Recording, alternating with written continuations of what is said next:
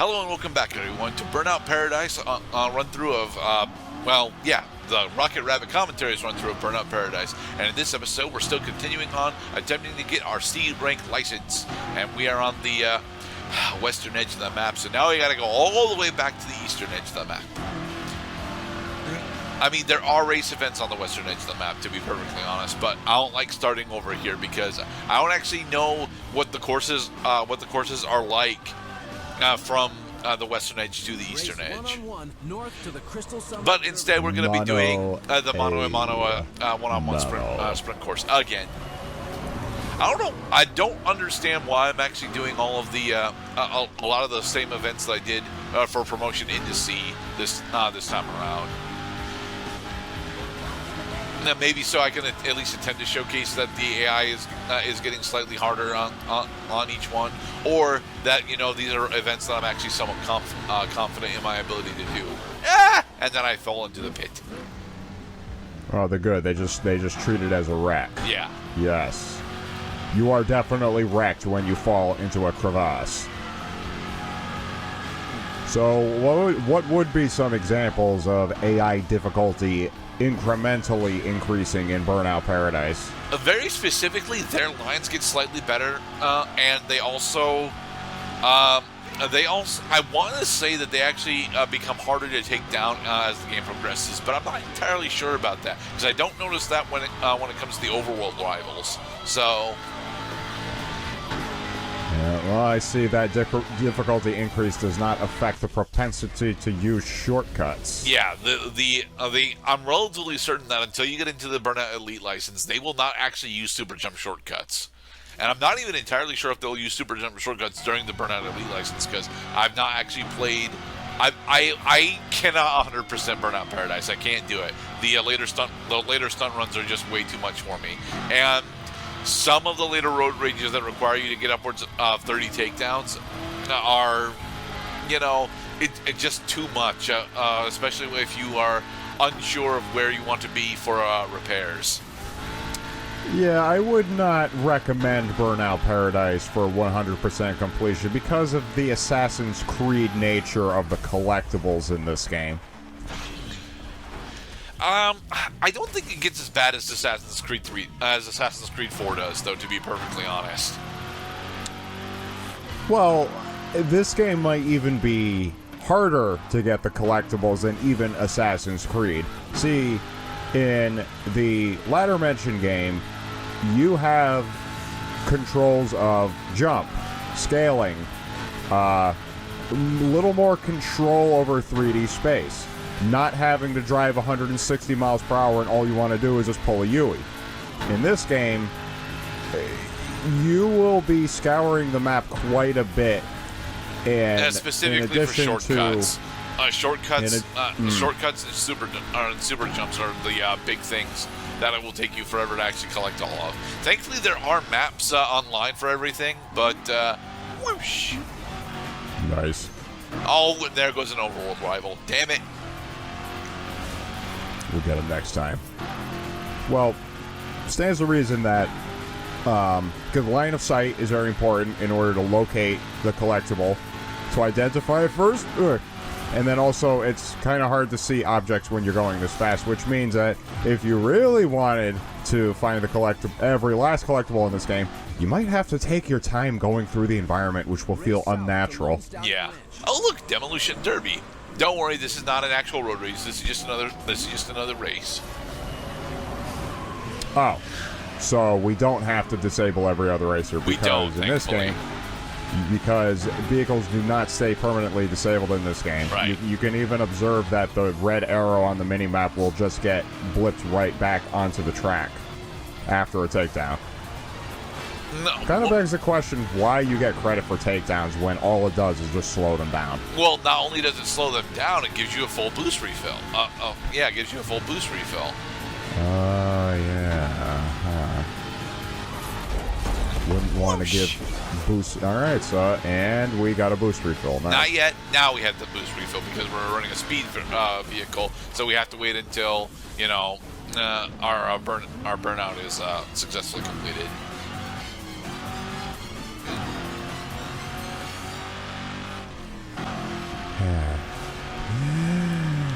Ba with the ba ba dang diggy diggy diggy, said the boogie, set up jump the boogie. Another track that isn't in this game. It really should be though. It was probably in Burnout 2, to be perfectly honest. I'm just not entirely sure when Kid Rock made that particular track famous. So, well, I'll give you an example of a song that definitely should not be in Burnout Paradise. Let the bodies hit the floor. Let the bodies hit the floor. I'm not sure I agree on that, to be perfectly honest, because the actual chorus for that track is relatively heavy. Well, heavy doesn't enter into it. It kind of like, yeah, the band is having a good time on stage. They're dancing, they're grooving, they're headbanging, but I'm scratching my head in the audience thinking, well, where are the bodies? Because there are no bodies in this game. It's just cars. Oh, come on. There are plenty of car bodies. Race northeast to the country club. Yeah, but this is not Disney. It's not Pixar either, or DreamWorks, or whatever production company worked on Cars 1 and 2. That we're not gonna get her done with Larry the Cable Guy. Oh, you are horribly mistaken one. there, Mr. Clown. We're going to be using the reliable custom for road rages, in the next couple of parts, I think. Ouch. Oh, baby, we wrecked it. Yeah. And as the reliable custom is, is a smaller but mostly standard pickup truck. Yeah. Pickup truck. Rocket-powered pickup truck. Cars 2 is a fun movie, okay? It's not a great movie, mind you, but it is a very fun movie. Is it better than Cars 1? As a movie, I don't think so. To be perfectly honest. But then again, I don't actually enjoy Cars 1 nearly as much as I'm supposed to. Well, you're supposed to enjoy the heck out of Cars 1. I mean, the plot line the plot line and character development that Lightning McQueen pretends to go through for all of Cars 1 is just, it's kind of rote, No, that would be pretty meta if that was a plot point at some point, that the main character whose face, name, and mannerisms we know very well going into it, while you slam into a fucking billboard post once again, and then about 55 minutes on a 90-minute production, all these characters start converging around him and saying, "You're not really a character. You're not even that plot important. We're just giving you an unnecessary amount of screen time so the audience believes you're important." That does happen in a few video games specifically. Like Final Fantasy 12 has got that as a major complaint, because the player avatar character is not actually all that important for a majority of its plot. Now, Balthier is way fucking more important than Vaughn is. So does the AI take over your vehicle for a second after you complete a race? So no, that you're not you just still have crashing control over your vehicle. You're just not allowed to be. You're just not accelerating so much. So you can move your vehicle even during these you win screens? Yes, you can. Oh, interesting. Well, that makes sense. The Krieger 616 Sport, another vehicle that I kind of like. It's just a tad too heavy. Freddy Krieger. Up in the mountains. That wind farm is one of our event destinations here in Paradise City, so you'll be seeing a lot of that if you're going for the Burnout Elite license. Which I am not, DJ Atomica.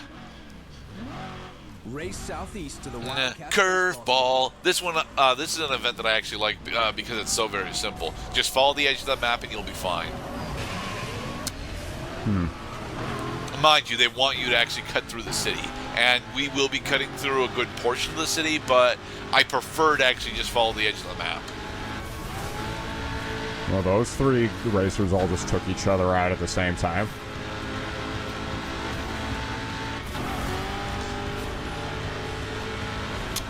So what's new in the world of Cloud as we attempt to do Curveball?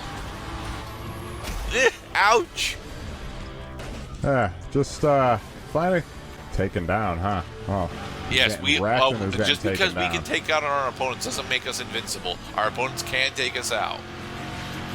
Well, I found myself to answer your question, I found myself in one of those periods where video games have well, rather the duration of video games I play week in, week out has fallen into a bit of a trough once again, where I'm playing almost no video games like week in, week out whatsoever.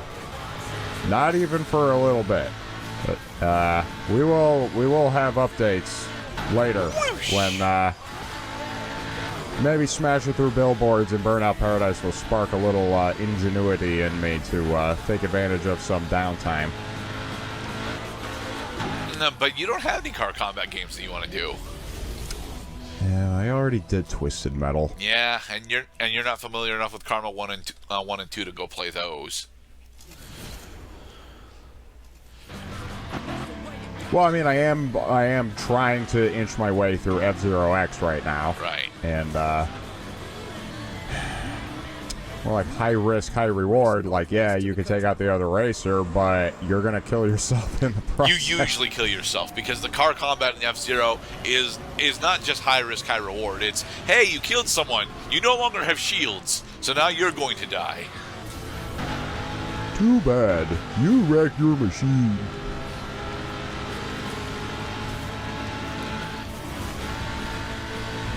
And meanwhile, I'm trying to think of other big missed music track opportunities for Burnout Paradise. So it definitely has a preoccupation with alt-rock, maybe some punk rock, some metal themes, classical.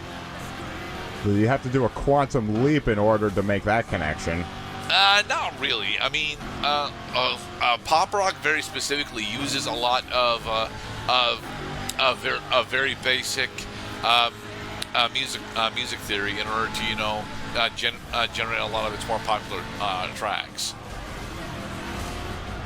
I'm a racing car passing by like Lady Godiva. I'm gonna go, go, go. There's no stopping me. I'm burning through the skies now. In paradise, that's why they call me Mr. Good in cars. And I'm gonna drive west going far. Ouch.